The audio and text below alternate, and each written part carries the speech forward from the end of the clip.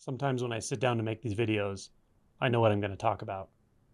I have a topic in mind based on a question someone asked, or discussions I've had recently. Other times I have no idea what I'm going to say until I open my mouth. This is that type of video. Really, this is a channel about nothing. Kind of like Seinfeld. But it's not really nothing, because nothing seems like something, doesn't it? Like a concept, or a blank space, or some sort of vast, unqualified experience. But it's more like no thing. Because nothingness, or no-thingness, doesn't negate objects. It just says that an object is not distinct. An object does not exist on its own. It only exists in relation to all other seeming objects. Literally every seeming object in the universe. So in no-thingness, one thing is everything.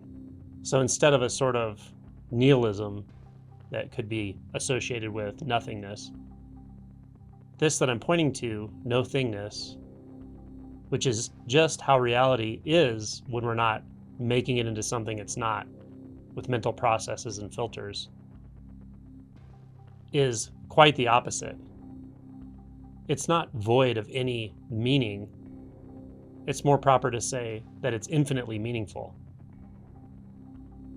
Every single thing, which is not a thing, so a sound, a seeming object, a physical object, movement, sensations, never stop being the everythingness of reality.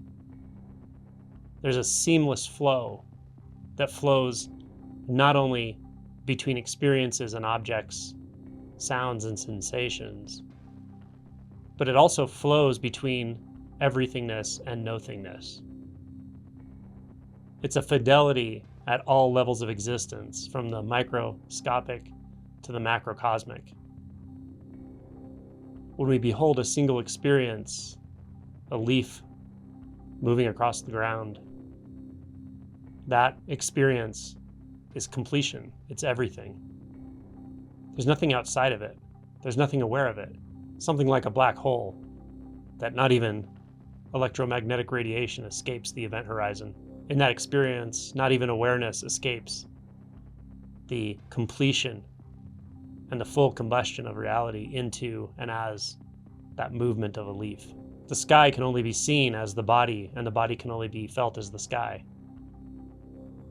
They're one and the same, interpenetrated. There is no language to talk about how this works or how this functions. But one thing is certain, it functions perfectly well on its own. It doesn't need our help.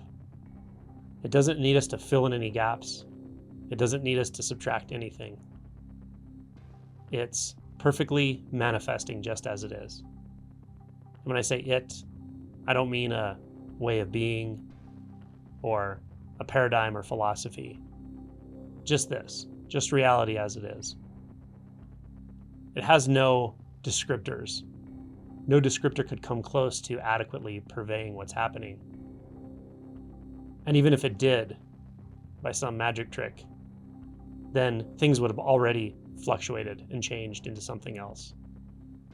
The fluctuation is endless, free, spontaneous, and paradoxically is also completely still, unmoving, unmoved. Never has moved, never will move. So how do you practice this? Well, in one way of speaking, it can't be practiced because it already is. It just is.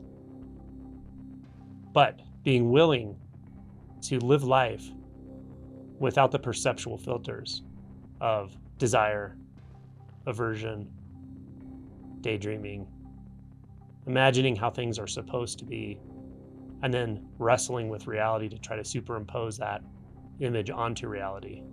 If we're willing to live without these insistences that reality is the way I think it should be, and just notice how reality actually is.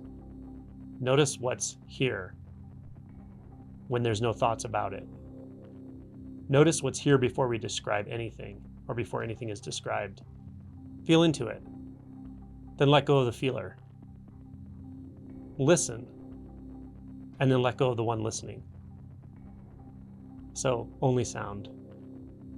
And then we don't need the label sound any longer. So the boundary between sound and this infinitely fluctuating non-experience is just not there. There is only this 0-point experience, non-locatable experience.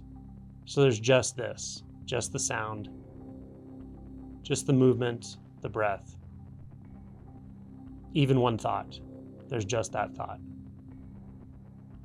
If you don't add or subtract, then that one thought will be calm, at peace, at rest. The wave will find itself as the ocean, and there's just consciousness, the I am sense. So wherever you look, wherever attention moves, there's just more of this. More depth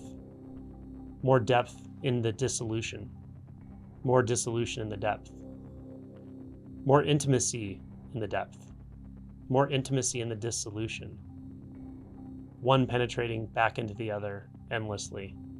Just watch this flow, but not from outside.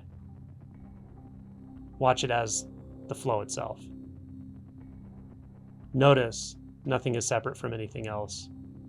The flow is not separate from you, and you're not separate from the flow of existence. And all these words are too much.